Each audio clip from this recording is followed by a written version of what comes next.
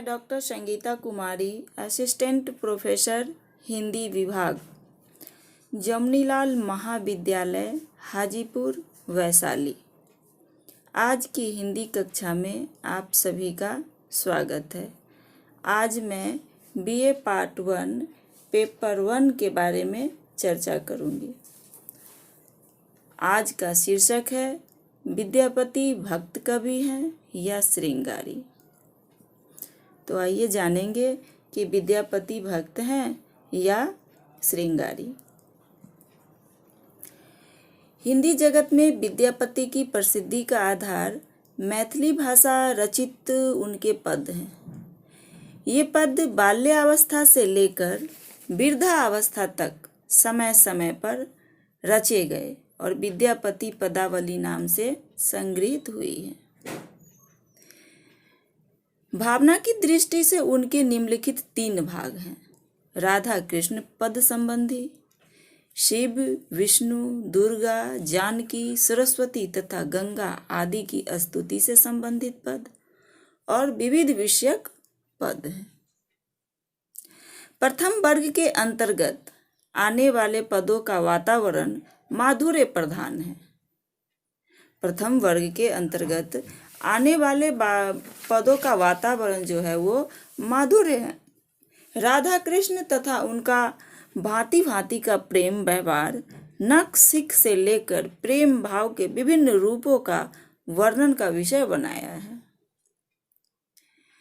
नख सिख से लेकर प्रेम भाव के विभिन्न रूपों का वर्णन का विषय बनाया है। यहाँ विद्यापति के राधा कृष्ण संबंधी पदों को लेकर विद्वानों में 2 प्रकार की धारणाएं प्रचलित है। विद्यापति के राधा कृष्ण संबंधी पदों को लेकर विद्वानों में 2 प्रकार की धारणाएं प्रचलित हैं। एक के अनुसार विद्यापति भक्त कवि थे और उनके श्रृंगारिक पदों में श्रृंगार का द्विमुखी वर्णन हुआ है। एक के अनुसार विद्यापति भक्त कवि थे और उनके श्रृंगारिक पदों में श्रृंगार का द्विमुखी वर्णन हुआ है।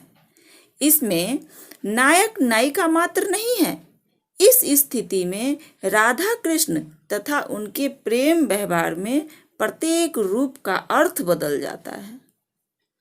इसमें नायक नायिका मात्र नहीं है। इस स्थिति में राधा कृष्ण तथा उनके प्रेम व्यवहार में प्रत्येक रूप का अर्थ बदल जाता है। किंतु द्वितीय धारणा के अनुसार विद्यापति श्रृंगारी कवि थे और उनके राधा कृष्ण संबंधी पदों में किसी प्रकार के भी भक्ति भाव को ढूंढना अति युक्ति संगत है। दूसरी धारणा के अनुसार विद्यापति श्रृंगारी कवि थे और उनके राधा कृष्ण संबंधी पदों में किसी प्रकार के भी भक्ति भाव को ढूंढना अति युक्ति संगत है। हमें भी यही धारणा समीचीन प्रतीत होती है। अतः विद्यापति के राधा कृष्ण संबंधी पदों की श्रृंगार भावना लौकिक धरातल को ही मानी जाएगी। विद्यापति के राधा कृष्ण संबंधी पदों की श्रृंगार भावना लौकिक धरातल को ही मानी जाएगी। विद्यापति में न तो सिद्धों की सहज समाधि, कुलीन तथा हठयोग इत्यादि की चर्चा है।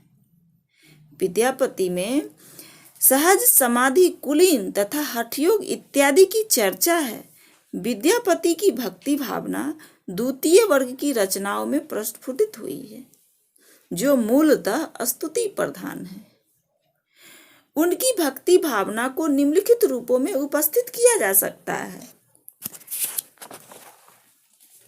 जैसे शिव स्तुति, देवी स्तुति, गंगा स्तुति, विरक्ति भाव।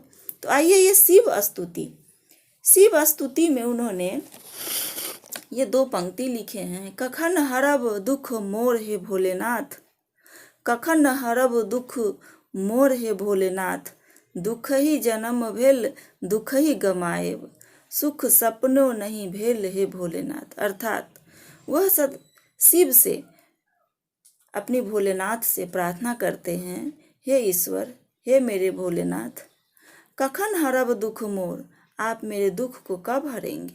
हे भोलेनाथ, आप हमारे दुख को कब हरेंगे। दुख ही जन्म भेल दुख ही गमाएब, दुख में ही मेरा जन्म हुआ, दुखी में मेरा समय बीता। दुख सुख सपनों नहीं भेल, हे भोलेनाथ। हे भोलेनाथ, सुख सपनों नहीं भेल, यानी सुख को मैंने कभी नहीं देखा।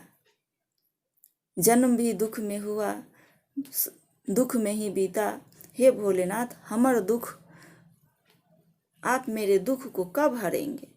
वह शिव से ये स्तुति करते हैं, प्रार्थना करते हैं। कखन हरब दुख मोर हे भोलेनाथ, सुख ही जन्म भेल दुख ही गमाए।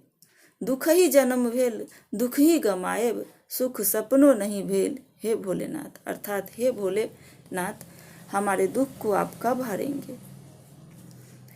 दुख में ही जन्म लिए, दुख में ही मेरा समय बीता, सुख सपनों में ही नहीं देखे, हे भोलेनाथ, आप हमारे दुख को कब हरेंगे। यह भोलेनाथ से प्रार्थना करते हैं।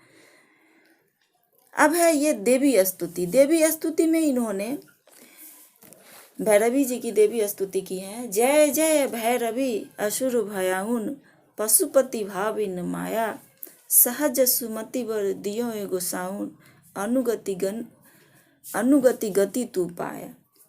ये पंक्ति देवी स्तुति जो है, ये गा के भी प्रस्तुत कर सकते हैं। ये देवी स्तुति में जो है ये बहुत सुंदर ही ढंग से गा के प्रस्तुत किया गया है। जय जय भैरवी असुर भयाउनि, पशुपति भाविन माया, जय जय भैरवी असुर भयाउनि, पशुपति भाविन माया, सहज सुमति बर दियो ए गोसाउनि, अनुगति गति तू पाया, जय जय भैरवी असुर भयाउनि, सहज सुमति बर दियो ए गोसाउनि, अनुगति गति तू पाया, जय जय भैरवी असुर भयाउनि। ये देवी स्तुति के रूप में उन्होंने गाया है। एक गंगा स्तुति भी है उनकी। गंगा स्तुति है, ब्रह्म कमंडलु बास सुवासनी, सागर नागर गृह वाले। ब्रह्म कमंडलु वास सुवासनी, सागर नागर गृह वाले, पातक महिष विदारण कारण, धृत करकल विचिमाले। जय गंगे शरणागत भय गंगे। ये गंगा स्तुति के रूप में उन्होंने ब्रह्म कमंडलु बास सुवासनी, सागर नागर गृह वाले, पातक महिष विरादर कारण, घृत करकल विचिमाले, जय गंगे शरणागत जय भंगे। ये उनकी थी गंगा स्तुति। एक विरक्ति भाव है। विरक्ति भाव में उन्होंने कहा है, तातल सैकत वारी बिंदु, तातल सैकत वारी बिंदु, समनित रमणी समाने।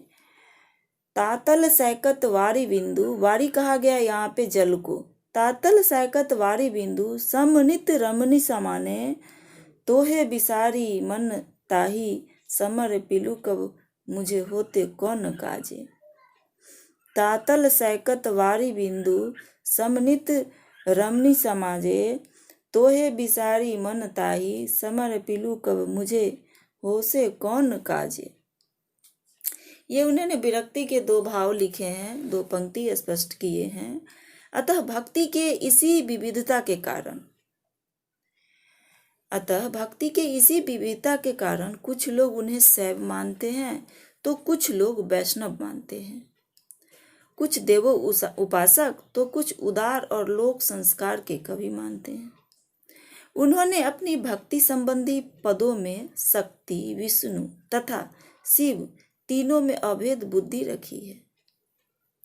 अब आपने देखा कि क्यों इन्हें कभी भक्त कवि कहा जाता है तो कभी श्रृंगारी कवि।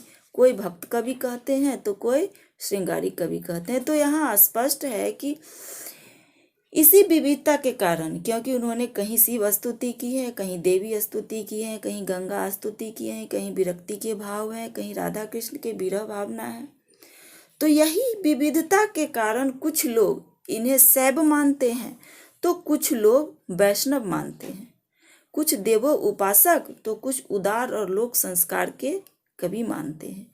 उन्होंने अपनी भक्ति संबंधी पदों में शक्ति, विष्णु तथा शिव तीनों में अभेद बुद्धि रखी है। इन्हीं धारणाओं के अनुसार विद्यापति कुछ विद्वानों के अनुसार भक्त कवि है तो कुछ विद्वानों के अनुसार श्रृंगारी कवि है। तो बच्चों, आपने देखा, स्पष्ट हो गया कि विद्यापति जो है भक्त कवि भी है और